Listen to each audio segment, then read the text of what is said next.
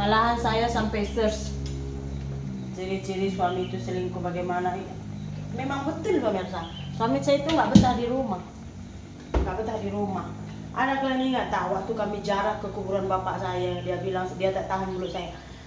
Sebenarnya di situ saya pun heran gitu, mulut yang bagaimana, sementara apapun yang dia lakukan kayaknya saya biar deh gitu. Tapi saya diam juga, saya orangnya apa yang saya upload memang kayak gitu kejadiannya gitu, tak tahan dengan mulut istri saya bla bla bla bla gitu kan. Waktu jarak itu mulut saya yang bagaimana gitu kan. Sementara kalian tahu dia macam berbuat apa pun saya oke aja, tak ada apa pun saya marah. Walaupun misalnya anak saya sakit, saya pergi sama kakak saya, dia itu nggak peduli, nggak pulang, ataupun saya mau pergi kemana-mana gitu kan, dia nggak mau jaga saya, minta izin jaga saya, bayar, nggak masalah sama saya loh. Jadi kurang apa lagi gitu saya pikir. Jadi ada istilah yang memaafkan tapi tidak melupakan, betul pemirsa. Memaafkan ini mudah saja, susah pun. Tapi melupakan ini susah. Saya boleh aja memaafkan kalau misalnya sama saya. Saya boleh aja maafkan kalau suami saya bilang maafkan saya, oh saya boleh aja maafkan, tapi kayaknya nggak bisa lupa deh. Karena apa? Karena mami kemana? ya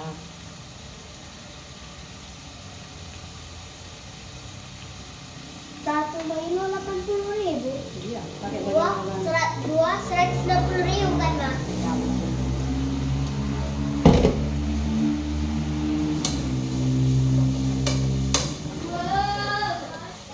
Kalau misalkan kalian tengok di video saya pun pemirsa, sebenarnya saya tuh dengan anak saya boleh jadi hidup tanpa ada suami saya, betul.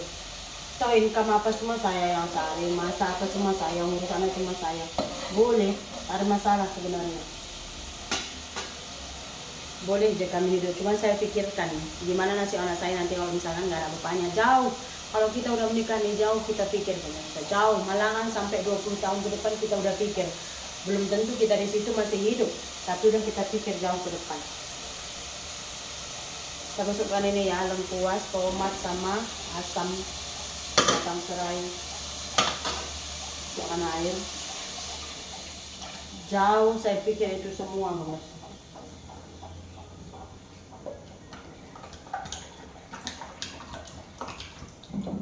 Saya juga mikir yang kayaknya nggak bisa dipertahankan keluarga gitu. Karena apa? Karena saya itu nggak bisa lupa.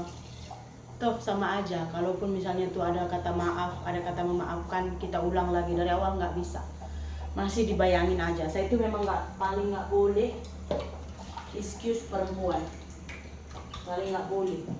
Saya sebab terlalu banyak saya tengok berita. Kalau nggak yang perempuan. Kalau enggak perempuan ketiganya yang dibun-bun istri sahnya. Kalau dia takut nggak mau pisah sama istri sahnya, dia bun-bun selingkuhannya. Kalau dia lebih cinta ke selingkuhannya, dia bun-bun istri sahnya. Selalunya sih begitu. Karena udah ada desakan ya kan. Saya tengok juga kemarin pas saya tanya suami saya itu kayak nggak ada penyesalan. Saya bilang berapa kali try, dia kata udah try 2 kali tapi masih macam sangkut lah, tertangkap sama saya. Kalau nggak ketahuan, saya bilang ya teruskan, katanya, so nggak ada penyesalan.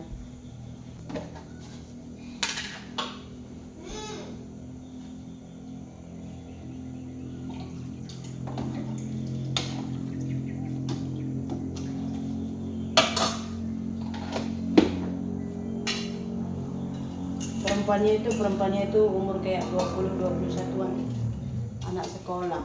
Dia kayak mereka ini sekolah. Terus kayak ngekos. Sekarang banyak pelacur di sini begitu, anak sekolahan. Mereka itu ngekos, nah, gitu. Jadi ya udah. Memang tuh agak famous sih di kota Binjai ini. Banyak kayak dia bukan pelacur sih, dia kayak sekolah, tapi ya jual diri gitu kan.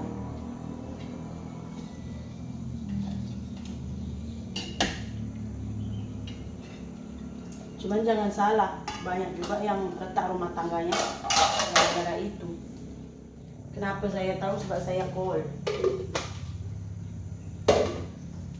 Dengar dia ketawa. Mau saya tumbuk mulutnya tuh. Nampak kali gatalnya loh. Apa tak geram laki dia kan? Kalau laki kalau dengar suara-suara kayak gitu kan geram. gitu.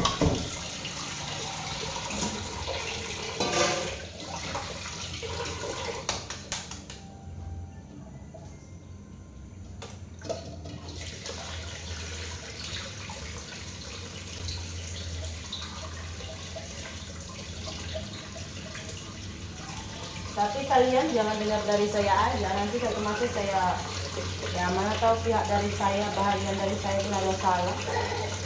Ya kan, nggak mungkin suami terus-terusan selingkuh, betul Pak, kalau nggak ada kesalahan dari pihak itu. Tapi yang perlu saya tekankan, jangan pernah menyalahkan diri kalian atas kesalahan orang lain. Contohnya nih, biasa tuh lelaki ini kebanyakannya manipulatif, kalian tahu tak? Manipulatif. Jadi kalau misalkan nih, ini kita udah cerita universal, bukan saya lagi yang kita ceritakan ya. Kalau misalkan nih suami kalian selingkuh, and then tuh yang disalahkan kalian, ini tuh salah kamu, ini tuh salah kamu karena kamu bla bla bla bla. Hey, jangan mau disalahkan, jangan mau kalian dimanipulatifin sama manusia jenis seperti itu, ya. Perselingkuhan itu adalah tindakan yang dilakukan di kesadaran yang normal. Nggak ada sebenarnya salah siapa-siapa. Yang bermasalah itu sebenarnya diri dia yang nggak bisa menerima kekurangan pasangan. Kalau misalkan dia menuntut kesempurnaan, ya udah, kenapa nggak kawin sama malaikat aja? Kan sempurna tuh. Loh, ini kok udah. Jadi jangan pernah mau disalahkan atas kesalahan orang lain. Saya sih gitu. Walaupun dibilang salah karena salah kamu begini-begini, hey, kamu juga sebenarnya ada kekurangan, tapi saya berusaha untuk menutupinya. Karena saya tahu saya kawin sama manusia bukan malaikat, gitu.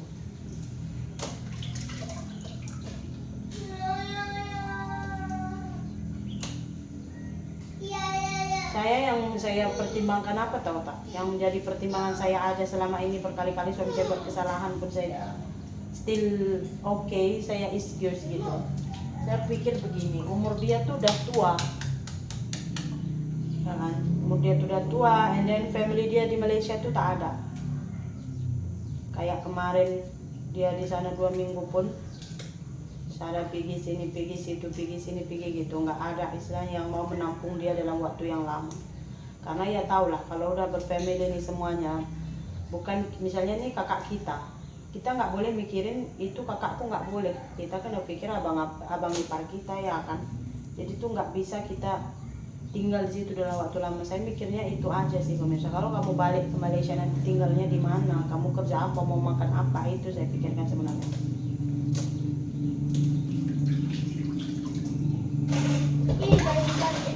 Iya, ini nanti untuk adik. Ambil domi goreng tuh, biar mak bikin domi goreng untuk apanya. Oke, sup kita udah masak. Saya udah tutup api pun. Nah.